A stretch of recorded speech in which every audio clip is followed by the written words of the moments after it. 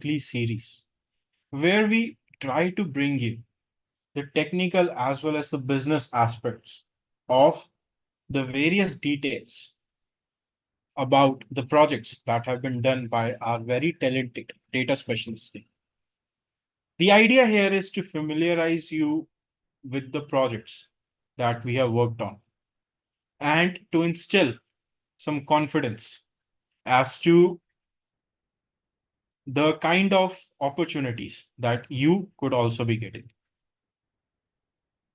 Now, today we are looking at a project which is focusing on the data analytics aspect of the industry. And this is related to tender price analysis, where we try to see what kinds of tenders are going to get selected. So joining us today, we have Shilpa. Good evening, Shilpa, and welcome. Good evening, Aditya. Thank you. So before we get started with the project discussions, let us talk about a scenario. We have two candidates who are applying for a job. We have Mr. or Mrs. A, and we have Mr. or Mrs. 360. Now, the first candidate was trained at XYZ Institute, and they have worked on dummy projects from Kaggle, GitHub, etc. Then we have Mr. or Mrs. 360, who have been trained at 360DigiTMG. They have worked on real-time projects. They have attended daily stand-up calls. They have created end-to-end data pipelines. They have done deployment on-premise and on cloud. They have attended client meetings, and they've had their research papers published in international journals. So the question here is quite straightforward. Which one of these resumes will get shortlisted? So without any further delay, let us discuss about our project. So Shilpa, why don't you explain everyone about the business understanding part of our project? Yes. Hello, all. So, with this project of tender price analysis, so the problem that the client was facing is basically they're trying to quote tenders year on year, and they've been losing the tenders, right? Because either they end up overpricing their tender or underpricing their tender, which is hampering their revenue at the end of the day. So we tried to find out and bring insights from the competitors' perspective, that what are the prices that the competitors are quoting versus where does the client stand. So that's how we tried to look at the problem. And our objective was to basically maximize the win rate of our client. At the same time, minimizing the potential loss of the profit margins by basically developing a data-driven strategy so that they can, take informed data-driven decisions. And these were the success criteria that we defined. So we wanted to increase the tender win rate by at least 10% and achieve our, success criteria of at least 90% accuracy. And at the same time, enhancing their profit margins by at least 15%. So these were certain benchmarks that we set for the project. So Shilpa, can you just tell us a little bit about the architecture that we see Yeah. here? Sure. So we started off with, trying to understand what the problem was and what are the pain points of the customer.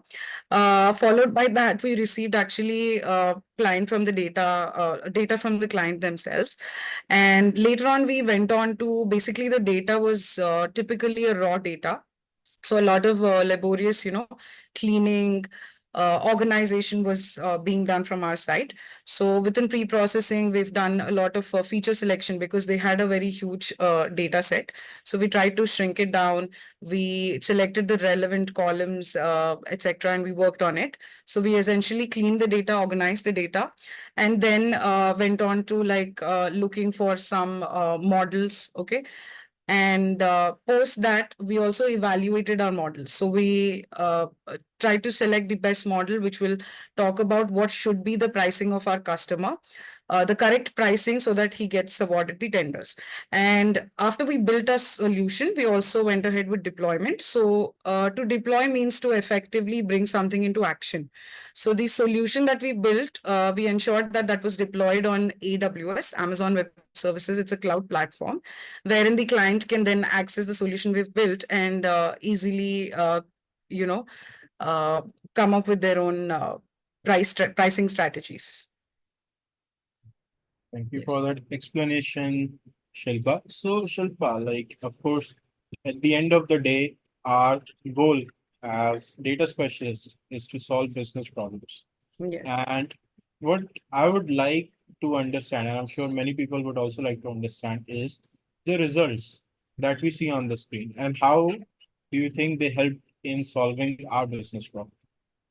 Okay, so this is one of the dashboard that we've built for the client, wherein you can see that it gives basically the entire data is being filtered based on they can look into the different railway locations that the tenders are getting awarded from, what is the kind of nature of tender that is getting awarded, whether it's the equipment, execution, supply, or supervision.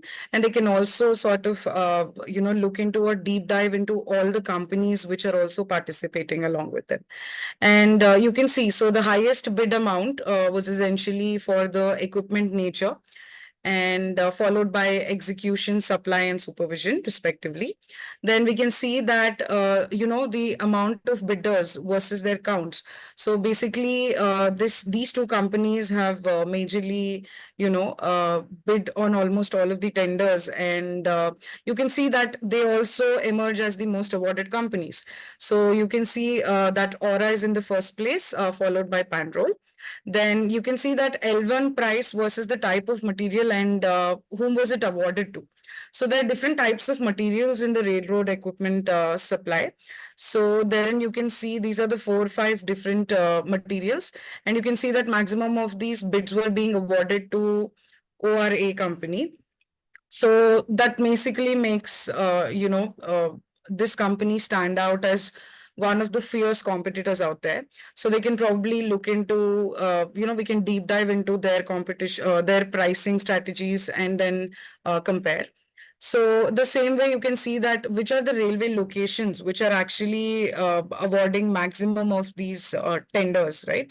So you can see Jabalpur, Khudra, Lumding, Sealdah, and Voltaire, and how much the entire, all of these tenders amount to, and the number of counts, right? So these are the most frequently awarded tenders by these clients. Let's move on to the next dashboard, Aditya.